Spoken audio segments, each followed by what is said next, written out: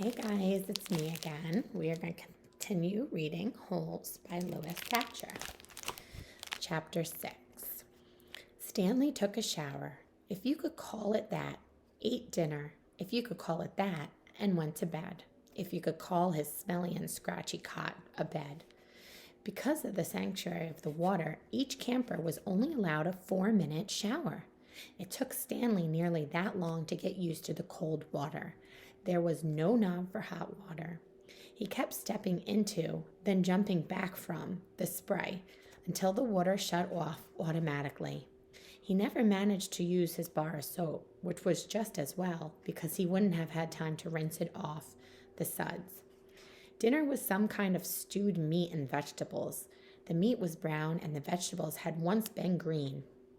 Everything tasted pretty much the same. He ate it all and used his slice of white bread to mop up the juice. Stanley had never been one to leave food on his plate, no matter how it tasted. "What'd you think?" one of the campers asked him. At first, Stanley didn't know what he meant.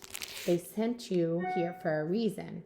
"Oh," he realized, "I stole a pair of sneakers." The other boys thought that was funny. Stanley wasn't sure why. Maybe because their crimes were a lot worse than stealing shoes. "From a store, or were they on someone's feet?" asked Squid. Neither," Stanley answered. "They belonged to Clyde Livingston." Nobody believed him. "Sweet feet?" said X-Ray. "Yeah, right." "No way," said Squid. Now, as Stanley lay on his cot, he thought it was kind of funny in a way. Nobody had believed him when he said he was innocent. Now when he said he stole them, no one believed him either.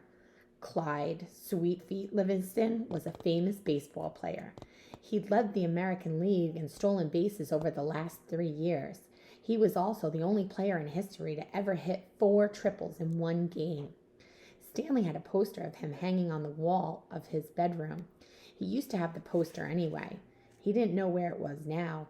It had been taken by the police and was used as evidence of his guilt in the courtroom. Clyde Livingston also came to court.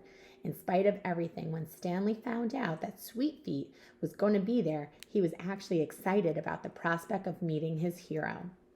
Clyde Livingston testified that they were his sneakers and that he had donated them to help raise money for the homeless shelters.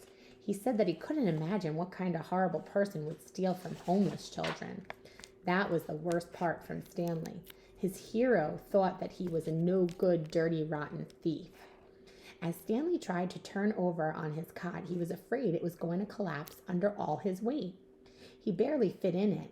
When he finally managed to roll over on his stomach, the smell was so bad that he had to turn over again and try sleeping on his back. The cot smelled like sour milk. Though it was night, the air was still very warm. Armpit was snoring 2 cots away. Back at school, a bully named Derek Dunn used to torment Stanley.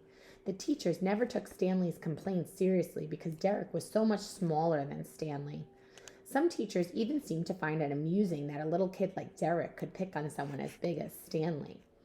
On the day Stanley was arrested, Derek had taken Stanley's notebook and after a long game of come and get it, finally dropped it in the toilet in the boys' restroom. But the time Stanley retrieved it, he had missed his bus and had to walk home. It was while he was walking home carrying his wet notebook with the prospect of having to copy the ruined pages that the sneakers fell from the sky. "I was walking home and the sneakers fell from the sky," he told the judge. "One hit me on the head.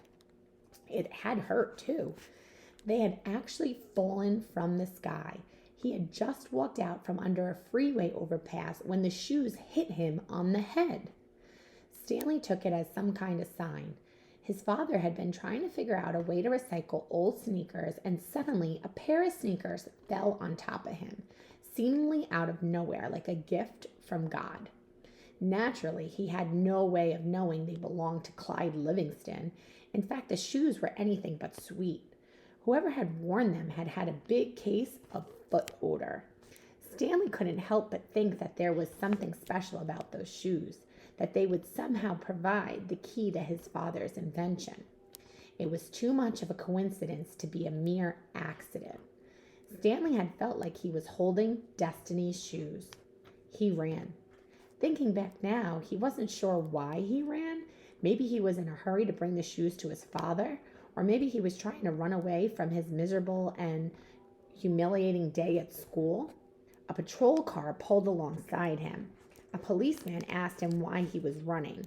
Then he took the shoes and made a call on his radio. Shortly thereafter, Stanley was arrested. It turned out the sneakers had been stolen from a display at the homeless shelter. That evening, rich people were going to come to the shelter and pay $100 to eat the food that the poor people ate every day for free. Clyde Livingston, who had once lived at the shelter when he was younger, was going to speak and sign autographs. His shoes would be auctioned, and it was expected that they would sell for over $5,000. All the money would go to help the homeless. Because of the baseball schedule, Stanley's trial was delayed several months. His parents couldn't afford a lawyer. "You don't need a lawyer," his mother said to him. "Just tell the truth." Stanley told the truth, but perhaps it would have been better if he had lied a little bit. He could have said he found the shoes in the street. No one believed they fell from the sky. It wasn't destiny, he realized. It was this no good, dirty, rotten, pig-stealing